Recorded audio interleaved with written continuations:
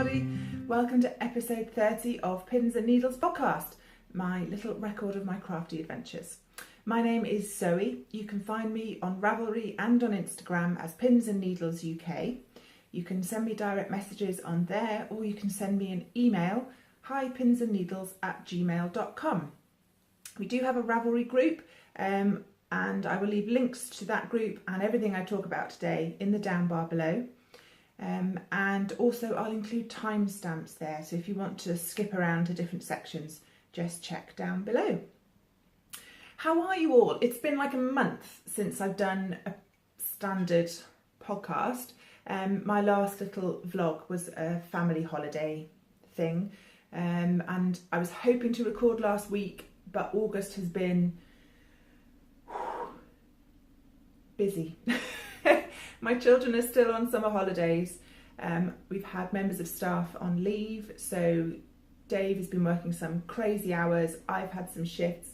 The weather has been apocalyptic. We had beautiful sunny warm days in June and a bit of July, and it's just disgusting now. It's grey and driving rain and just generally miserable. So trying to keep my children amused has been a challenge, and yeah, having to carry on working as well. So I'm sorry I didn't podcast last week, but I'm looking around at my piles of stuff, and I've got a lot of stuff. So I hope you are ready. Brace yourselves. Do you have a beverage? I don't know if you've noticed,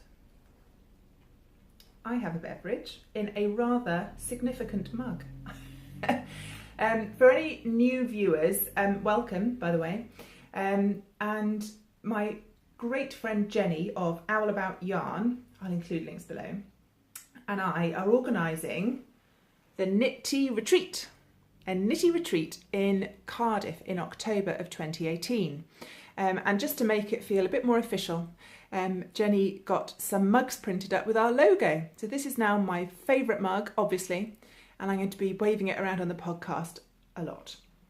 If any of you are interested in finding out more about the Knitty Retreat, again, there's a Ravelry group, so I will pop links to that down below. There's loads of chat going on in there, so much fun, all about what sort of cake or snacks people want us to have, what people want to drink, all that kind of thing. I'm really enjoying that. There's a cheese shortbread recipe that Barbara put up. Hi Barbara. And I'm going to make that later on this morning, I think. I've got Jenny and Ellie coming over for a late lunch, so I fancy having a go at that. Anyway, I got distracted. The point is, Knitty Retreat, Cardiff, October 2018. We do also have a blog and a YouTube channel, and we did a location reveal video, and the retreat will be taking place at Insole Court, which is actually in Llandaff in the north of Cardiff. It's a beautiful old refurbished Victorian house, and the stable yard has been converted recently beautifully into a series of light, airy rooms that you can rent, and there's already quite a crafty community in there. So anyway, watch the video, see where we're going to be, follow us on Instagram at the Knit Tea Retreat, sign up to the newsletter and you'll be the first to hear about what's going on. And next up we'll be revealing our 4 awesome tutors, so stay tuned. I'm going to head into the pins section, which is my sewing section. I'm going to show you my completed seam work shorts, but I think what I'm going to try and do, there's not much point holding them up because you can't really see the fit. So I'm going to nip off and get changed, and then try and film the shorts. I'm going to try and film them without basically just giving you a long close-up of my crotch, but they are shorts. So there's really only so much I can do. So hang on one second and I'll be back. I wanted to start by just holding the shorts up a bit and taking you through the basic construction, and then I'll put them on so you can see the fitting issues. Right.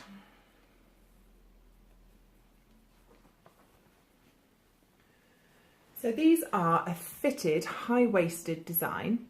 You can see it's got a tall waistband and darts. It's got 4 darts, 2 at the front and 2 at the back. And it has a zipped fly. It's the first one I've ever done actually, and this came together rather nicely. And there's top stitching around the fly in a J shape and a little bar tack there. It is supposed to have a button closure. I'll discuss a bit later on why I chose not to do that. Playing at the back again, you can see the darts there. I will turn them inside out for you. I was hoping to have overlocked the edges of the fabric, but I broke my overlocker needle in March and I still haven't got around to replacing it, which is silly. So all I did was zigzag the raw edges, and I'm sure that'll hold up fine. So there's my zip fly. You can see the darts on the edges. One side of this waistband is interfaced. And there is the back. In terms of modifications to the pattern, before I actually sewed it up, I added 4 inches to the leg length, but at this point, so I didn't do anything in the crotch area. I just lengthened the bottom leg. It was supposed to be a double turned hem, but I was running out of patience by that point, so it's just single turn hem. And then a bit of top stitching. The thread isn't an exact match, but I ran out of navy thread, so just had to make do. So that's the basic construction of the shorts. I will now go and put them on. Right, I'm wearing my shorts. I will just give you a quick look. That's what they're supposed to look like. That's what I'm supposed to look like. I'll let you be the judge of that. Now, I didn't do buttons in the end because I ran out of patience, and unfortunately one of my hook eyes has come off because I did such an average job. One second, let me tilt you up a little bit. There we are. So here are the shorts. And basically they are huge, absolutely huge. There's the side view and there's the back. Now, overall, it was a simple pattern to follow and the instructions were very good. I was between 2 sizes in the pattern and I decided to make the smaller size. Let me just double check. Yes, I cut out the size 16 and thought I could just do a larger seam allowance. There's the line drawing so you can see exactly what I was aiming for.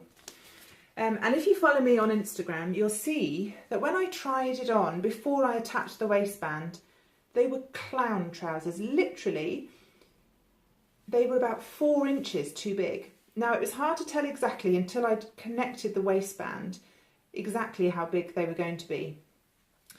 So what I did is I just attached the waistband as it was, tried them on, and they were so big I didn't actually need to use the zip fly, close up of zip fly, because they were so enormous. I could just pull them straight off over my hips. So they are too big in the waist, they don't fit, and they're very big in the leg. I mean, I've got weightlifter's legs and I can pinch a good 1.5 inches, so that's 3 inches total here.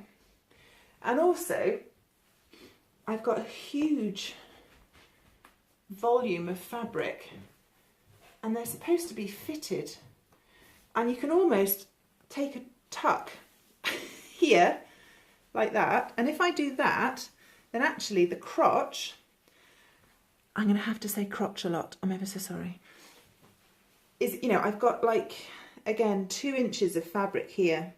So if I pull them up so the crotch sits in the right place, right, this is my, I'm trying to think, that's my bottom rib. This is not high-waisted, this is Simon Cowell under your armpits length, okay, and I'm 6'1", so honestly if it was anybody else it would literally be in your armpits. So if I pull it up so the crotch is in the right place, I mean, you look at all this spare fabric, you know, and if I pull it down so that it sits where I think a high-waisted, you know, that's my waist, so I put it there, then I've suddenly got all of this extra fabric here. And this is after I've taken it in. So what I did was I took the waistband off, and I'd originally sewn the side seams at 3/8 of an inch because I thought they might be fractionally too small. So I unpicked that and I did the side seams at 5/8 of an inch. I didn't adjust the crotch seam because I didn't want to have to redo the zip.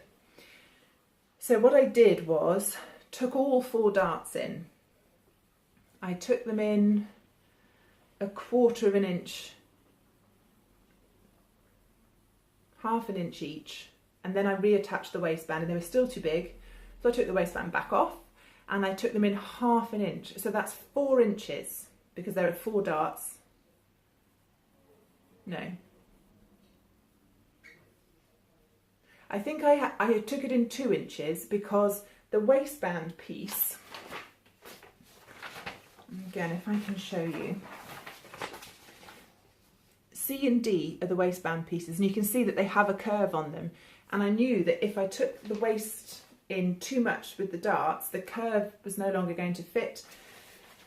So basically I took the darts in, so I took an extra 2 inches off it through the darts, reattached the waistband, and they're still too big. And the other issue I had, let me see if I can find the line drawing bit. This is the first time I've done a fly zip. Putting the zip in went absolutely fine. And then when you attach the waistband, this is where you attach the waistband, and then you flip it over and you trim off the excess sticky outy bits. So according to the line drawing, this is the edge of the fly, and then it continues in a straight line all the way up the waistband. This is going to be another crotch close-up, for which I apologise. But there's actually, so that is the only overlap you've got, just there. And that is maybe fractionally more than 1/2 an inch. So in terms of overlap at the waistband to get a button in, you've only got 1/2 an inch. Can you see that? That's the overlap you've got, 1/2 an inch. And I wasn't sure that that was going to be enough for a button. They suggested jeans button on this pattern. I didn't have any, but you can use normal buttons. And at that point I just had it, so I just put hook and eyes on them and I walked the dog in them. So they are finished. I didn't really enjoy making them. They are too big despite my best efforts. And to be perfectly honest, if I had wanted to lose hours of my life on a depressing mission to end up with shorts that made me look enormous and were just soul-crushingly miserable to end up with, I could have just gone to the shops and bought a pair that didn't fit. So anyway, one last look. I mean, they're not terrible. I do need to fix the buttony bit at the top. So I don't know. I actually don't know what I did wrong. But I mean, look at this extra space. When I put a picture of them up on Instagram, lots of people were very kind about them. And one thing that the lovely Lee suggested of Luli's podcast, hello Jim, was that I should measure the pattern pieces. Vinca 56 also said that. They've said they've had trouble with making trousers and things, and the only thing you can do, measure the pattern pieces, take off the seam allowance and use that as your guide to which size you should make. So I think that's what I'm going to do, because the next thing on my list is this. Butterick B6178. It came free with Love Sewing. And it's the culottes pattern that's been just tearing through Instagram. And I've shown you this before. There's the line drawings on the back. And I have got this gorgeous stash fabric, palm trees, palm leaf rayon from minervacrafts.com. So I want to make myself some nice culottes. I'm hoping to do that in time for my mother-in-law's 70th get-together, which is the bank holiday weekend in August. And I can't decide which version to make. Originally I was going to go for version D, which is the blue pair on the front, so it's flat fronted, it's got darts in it and a waistband, quite simple, be nice in a flowy fabric. But I also quite like this version, and you can't see, it's this one here, and the way the pleats go across the crotch,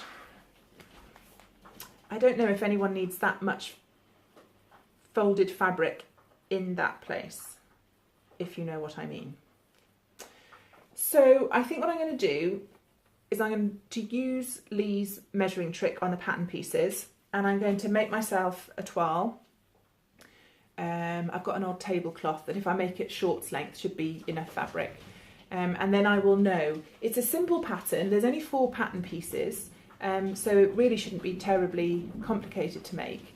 And yeah, I'm going to try measuring pattern pieces. So if any of you have got trouser fitting tips, or if any of you have made the seam work Western shorts and have got anything to offer, please leave me a comment. I do read them all. I know I'm not brilliant at replying on YouTube, but I do read every single one. And yeah, let me know any tips for fitting trousers. The last bit in my sewing section is just a little acquisition. My mum is going through the process of having a good sort and tidy out at home, and has been doing an inventory of all her sheets and bedding, and she found this rather marvellous set of sheets. This is just one of the pillowcases, they've got a fancy frill on, but it's a lovely duvet cover and pillowcase set. I love the sagey green and the roses, so I could either use this as toile fabric, or if I ever get round to finishing my pyjamas, I'm never going to finish my pyjamas, but I could use these. So thank you very much, Mum. That's lovely. And that's it. That is it for pins. Needles, my knitting section. Now it's been a month, so I have had a lot of knitting time, and I've got quite a few finished objects to show you. So I'm going to crack on. First up, I've been keeping these in my thimble and thread make project bag. Harry Potter, isn't that fabulous? I forgot to say in my last episode, when I talked about yarning them, I completely forgot to say that I met Tracy of Thimble and Thread Make. Hi Tracy. We've been messaging on Instagram, you know, commenting on Instagram for a while, and it was so nice to meet her in person. So hello Tracy. And she made this fantastic bag. So I'll leave links to her Etsy shop down below. She also has a really, really nice podcast, so do go and check her out. She's another UK podcaster. So anyway, in my Harry Potter bag, I have been knitting West Yorkshire spinners in colourway 831, which is Blue Lagoon. There's the label. And these are my husband's Christmas socks. Now, he's got much bigger feet than me, which is why they're a bit baggy on the blockers. But it's a self-striping colourway. I did a standard heel flap and gusset, because that's my favourite. I did a 2x2 rib along the top. And I do a 7-inch leg. And an enormous foot. I can't quite remember the measurements. And then just a standard wedge toe. So yeah, super thrilled with these. I knit them on 2.25mm needles, and it's just my own vanilla sock recipe. The West Yorkshire Spinners comes in 100 gram skeins. And that is how much I have left. Not very much. He really does have rather large feet. Oh, I'm particularly glad for my fancy pants light today, because it has just started to bucket down outside. I don't think you'll be able to hear the noise, but if you can, it's rain. I live in South Wales and it's summer, therefore it's raining. So, socks. He has seen me knitting these, so I don't think they're going to be much of a surprise. But there we go. If I get round to knitting him another pair, I might give him these for his birthday in October. We shall see. So that's my first finished object. Next up in my Mrs. Brown's bag, if you remember the last time, I was showing you a bit of a test knit that I was doing for one of my friends off the monthly thread. So hello to Kathy. Kathy is the world's premier baby bootie designer. She is Shakeyourbooties on Ravelry, and I was test knitting her Mosaic Booties. Now these are now fully released. You can go to the Ravelry shop and buy these. I have test knitted for her previously. I test knitted her Gansey booties, and she always has super interesting construction and nice different designs. So let me show you. Now I've stuffed these so that they're roughly in the right shape, but I stuffed them with kitchen paper, so they might be a little bit bulgy, but that's the stuffing and not actually the knitting. Right, so here are the finished Mosaic Booties. Aren't they marvellous? Now the yarn is Jenny's yarn. It's Owl About Yarn Sparkle Owl. I can't remember the colourway name. And the cream is just her undyed. So, if I can show you the top, can you see there's short row detailing along here?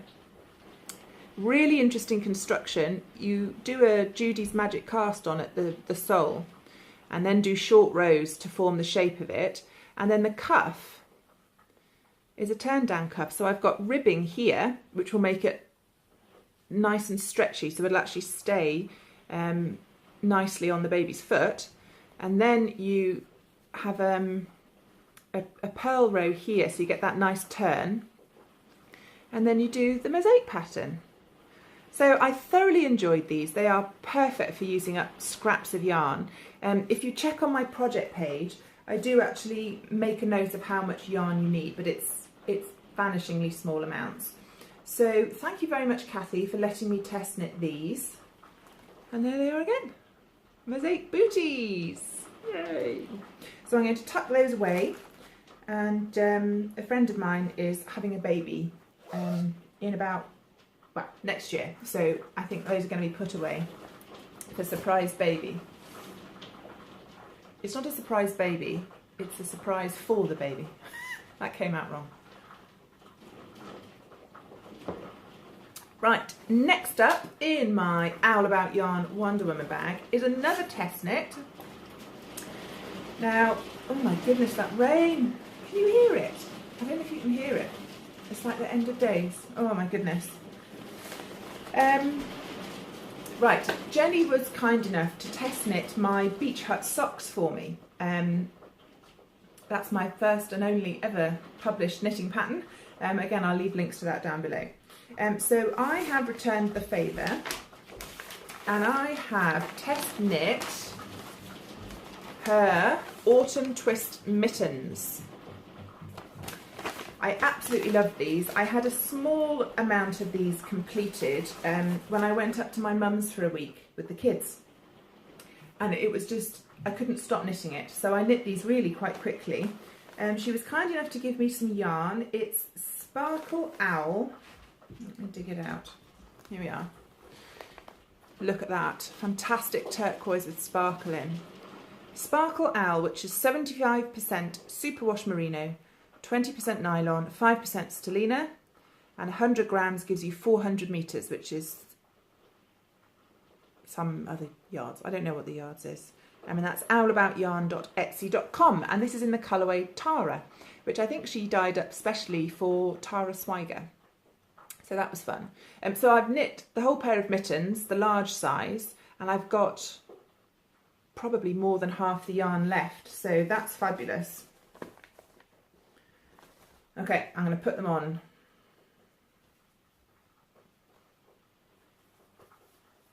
No, they've got a front and a back. They're left and a right rather, so you've got to make sure you're putting them on the right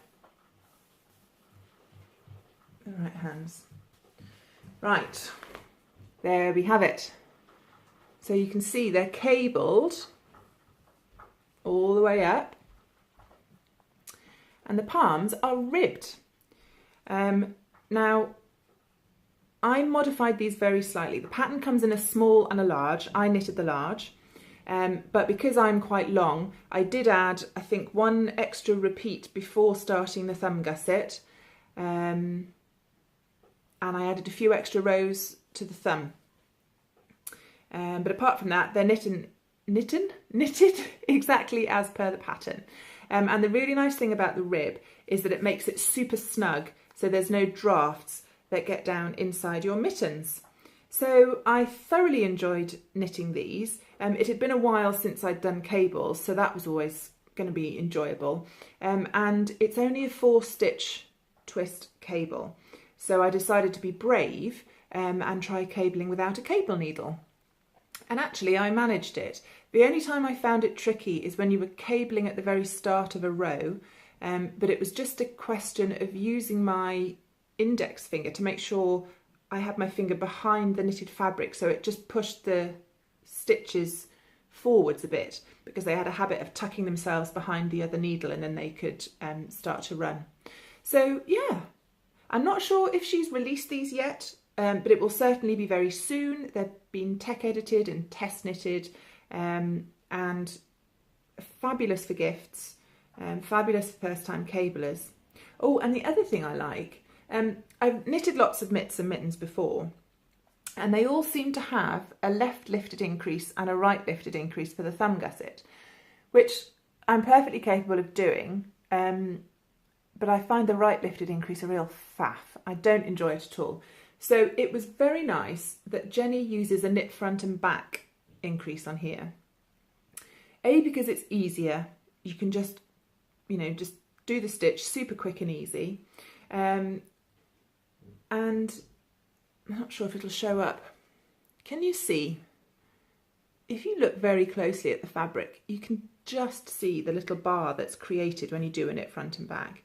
It's very tidy, it's very regular, so I don't think that it, lots of people say, oh, but you can see it.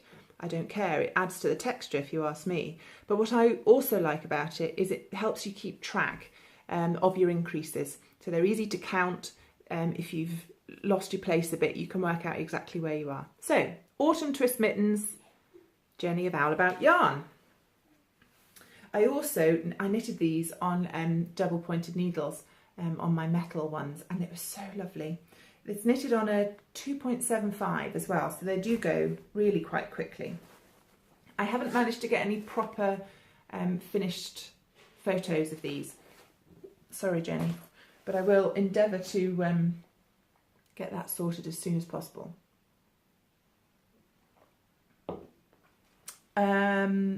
Ooh, next up, another finished object. They're coming thick and fast. My sister-in-law has a birthday at the beginning of August, which has already been and gone. I'm a bit behind. But she put in a special request for a beanie hat with a super fluffy pom-pom on. So I obliged. So I knitted a second angel hat. If you remember, I knitted a hat for my second son, Max, and that was the same pattern. So it's the angel hat by Kay Jones of the Bakery Bears. It's a 1x1 rib at the bottom, and then it's basically a textured rib. You rib a bit and then you have a purl row. It's a free pattern on Ravelry, so do go and have a look. And it's really, really lovely. It just flies off your needles. It's Aran weight yarn. I used Hayfield Bonus Aran. Now this is a 70% acrylic, 30% wool. And it comes in massive, massive skeins. It's 400 grams. It's huge. It's bigger than your head. And I love it. It's brilliant for gift knitting. It's brilliant for kids because you can machine wash it. It wears really well. And, not everyone wants to hand wash things. And it's very flattering that Jo asked me to knit her a hat because she's one of these people who's always well turned out. She doesn't wear clothes. She has outfits. So anyway, angel hat. And last summer I went to the Toft Alpaca open weekend and I treated myself to 2 pom-poms, alpaca pom-poms, a chocolate brown one which I've already put on a hat of mine, and then this cream one. So when Jo said she wanted a poofy pom-pom hat, I thought, well, I've got just the thing. What's lovely about these is that they're enormous, but because they are alpaca fur, they're not heavy, so it doesn't drag the hat off the back of your head. If anyone is starting to bristle at the mention of using real fur for pom-poms, yes, it is real fur. However, if you go onto the Toft Alpaca website, they source their pom-poms from animals, from cria, from baby alpacas that had died of natural causes and would otherwise not earn their owners any income. So these animals have not been slaughtered for their fur, they have died of other causes, and it's simply a way for the farmers to continue to earn an income from them. So as you can see, I haven't attached it yet. What I'm going to do is tie some of this yarn onto the cords of this, poke it through the top of the hat, and just attach it by tying a bow on the inside, because I wouldn't want my sister-in-law to machine wash the pom-pom. So if I do that, she can just undo the bow on the inside, take the pom-pom off, wash the hat. I'll just have to make sure she remembers to do that, but it's so soft. This is a very slightly slouchy hat. Can you see? So it covers your ears. I suppose you could just about double it up if you wanted to. But yeah, hat with a pom-pom. Yeah, so I really enjoyed that, and I'm sure Joe will be very pleased to get one of those. We're having a big family get-together at the end of the month for my mother-in-law's 70th, so I can give that to her then. Ooh, now, next up, I've mentioned darning before, and also when I was at my mum's, I patch darned a pair of socks for my dad, and I put a picture up on Instagram, so you can head back and have a look at that. And I had to darn another pair of my husband's socks. So these are very well worn, so I'm sorry about the state of them. I knit these for him years ago. This was the very first pair I ever knitted him, and it's just in a Regia yarn, and it's I think it's called, I can't remember what it's called. It's in my project page what the pattern is, but it's basically a 3x1 rib heel flap and gusset. Now, he quickly wore through the soles of these, and can you see here, this is the original patch darn I did. Now I had some of the original wool left over, so it blends in rather nicely, but you can see how tidy it looks and how well it's worn. But he was starting to wear through them in other places, so I decided to try Swiss darning. I can't remember, somebody on Instagram sent me a link to Very Pink Knits on YouTube, who has lots of tutorials, so I watched her tutorial, and there was places that the fabric was wearing thin. It hadn't actually gone through, it wasn't a hole, but it was starting to go. So I tried some Swiss darning. Now I had to use different yarn, and I really haven't made a terribly good job of it. The idea with Swiss darning is that you use an embroidery needle and some other yarn, and the way you stitch mimics the V shapes of the knitted fabric. The technique is simple to do. My issue with this sock was that it had felted, so as well as wearing through, it had felted, so it was quite hard to separate the strands. So it's a bit of a bodge job. I had another go on the toe. Cut your toenails, people. If people give you hand knit socks, cut your toenails. So I had a bit of a go, but as I said, it's a massive patch darn on the bottom of both of them. So I was really just using it for practice for another project. So he's got another, you might get another winter out of these, but then they're done. I think that's okay.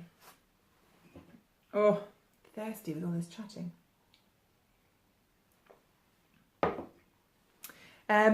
So in terms of works in progress, I have been knitting, so I've got my show notes down here and I can never remember the name.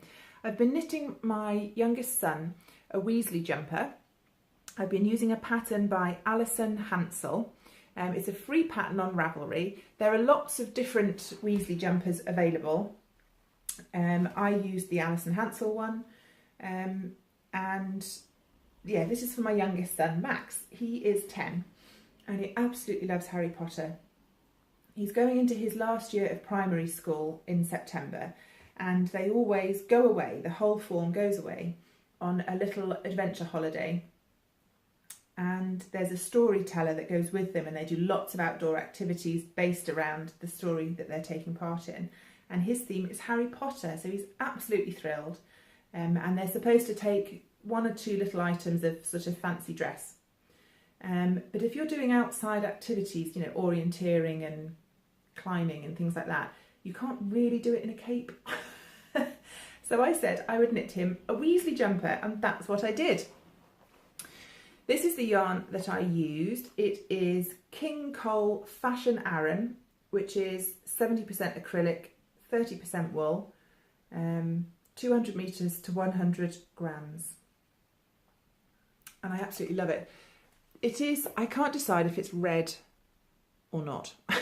I was after a tweed burgundy yarn, but was struggling to find exactly what I wanted. And I had to get on with it because he needs this for the beginning of September. So this is what I settled on, and it's kind of, that's showing up quite true to colour. It's sort of a orangey red, with these lovely gold tweedy flecks in. And again, an acrylic blend, absolutely perfect for kids' knits. I didn't want him to think that he had to be careful with his jumper and that he couldn't get it wet, he couldn't get it muddy. So this is fab, and I said to him, I'll knit you the jumper and I don't care how filthy it gets. Wear your jumper and enjoy it. And I have absolutely loved knitting this. It's not quite finished, but it had been a long time since I used Aran weight yarn and chunky needles. So I used my metal Knit Picks cable needles, and a combination of the metal and the mostly acrylic yarn meant it just flew, it just slipped along beautifully. So this is how far I've got. So there we go.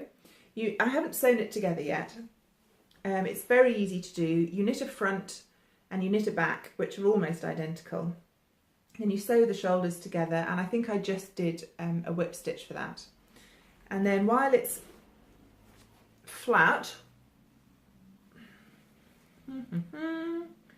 so that's the shoulder seam that you can see there, and then you just pick up stitches between, you measure down the back and the front, and you pick up stitches between those 2 points, and you knit a sleeve with a bit of ribbing at the end.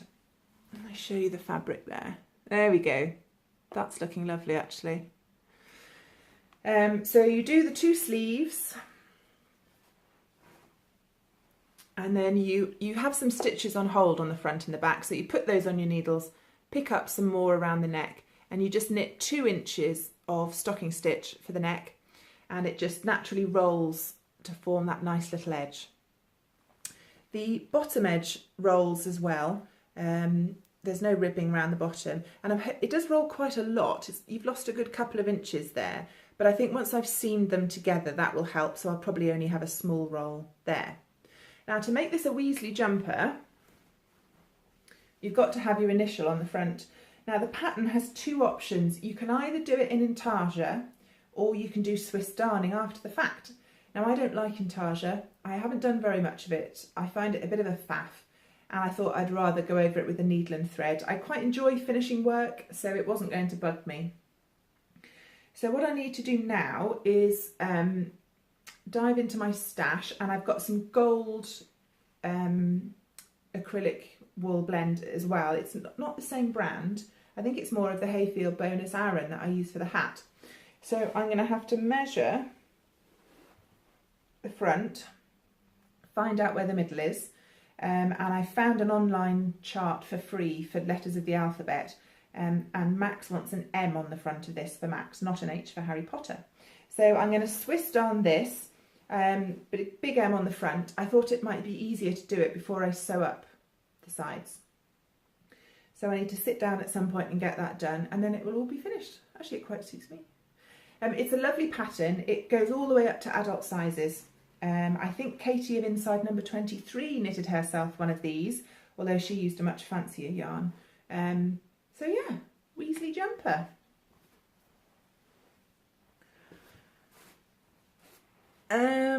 I have got a few pattern acquisitions.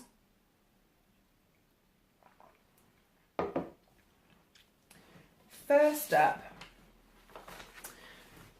okay, when I first found Ravelry years ago, I can't remember how many years ago, I was overwhelmed at the selection of patterns and the constant march of one. Oh, that's Jim's bottom. He's just down there.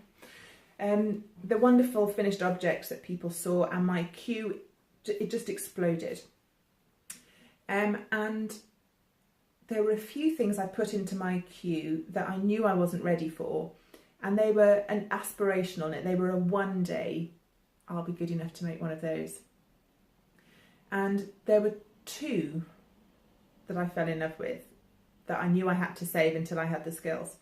The first was a pair of mittens, Fiddlehead Mittens, if you found those. It's in my project page. I can't remember the name of the designer, but yes, the Fiddlehead Mittens.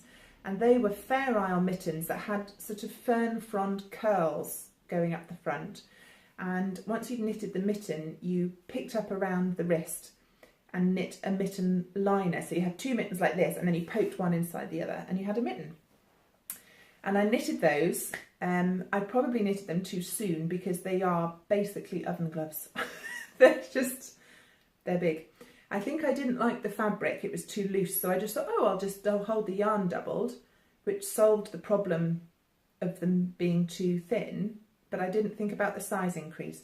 So I do wear them. They are so super warm because I knitted them in alpaca. Anyway, so that was my one aspirational pattern. And the other one was a cabled cardigan. And it was the Dark and Stormy by Baby Cocktails, which I'm sure you will have heard of. And things I love in garments are cables and a shawl collar, and this has both. And I think in my last podcast episode I'd said that I'd had a bit of an overwhelming week and was just feeling a bit flat. And the very lovely Meg of Mrs M's Curiosity Cabinet, bless her heart, she sent me a copy on Ravelry of Dark and Stormy, just as a little cheer up.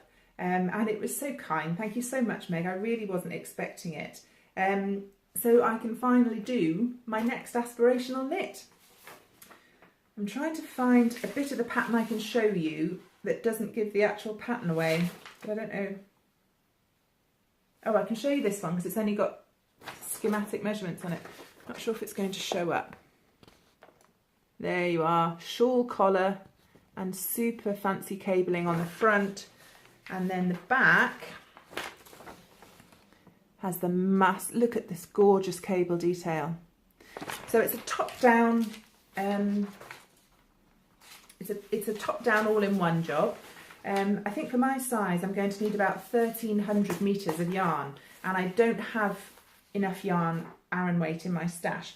I'm off to Yarndale next month with Jenny, and I had a look at the vendors, and Laxton's Mill is there. And I remember, was it Edinburgh I saw them at? And they sold quite a lot of their own brand, sort of unbranded Aran weight yarn in natural colours. Super cheap. I know quite a few people did buy some. So I was hoping, maybe depending on the price, I might have a look at Laxton's at Yarndale, see if I can buy enough yarn to knit this, and I am quite tempted to do it in cream actually, but if I fancy a colour I might smile at Jenny and see if she'd dye it for me. Anyway, so that was Dark and Stormy by Baby Cocktails. Thank you so much, Meg, you're lovely. And then my last acquisition was the Selbu Mitten Club. Now, I've mentioned Ellie of the Skeindeer Knits podcast before. She's a Norwegian living in London, and she is she's very different. She loves toothy, woolly, traditional Scandinavian knitting yarn, absolutely fantastic at colour work, and it's just a very different feeling podcast, so I always enjoy watching that. And she has released this, put my teeth in, she has released the Selbu Mitten Club, and she's already released one pair of mittens, which is this one here. It's a paid for pattern on Ravelry, and it's a very traditional Norwegian design. And she's decided to release this pattern club. I've printed off the front sheet. So it's a pattern subscription club, and you get 4 patterns. They come out September, October, November, December. It's not a secret knit along, so you get the entire pattern on the 1st of the month.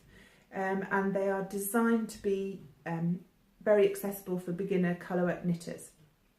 The first pattern is the absolute easiest, and they get a little bit more intricate as they go, but all very beginner friendly.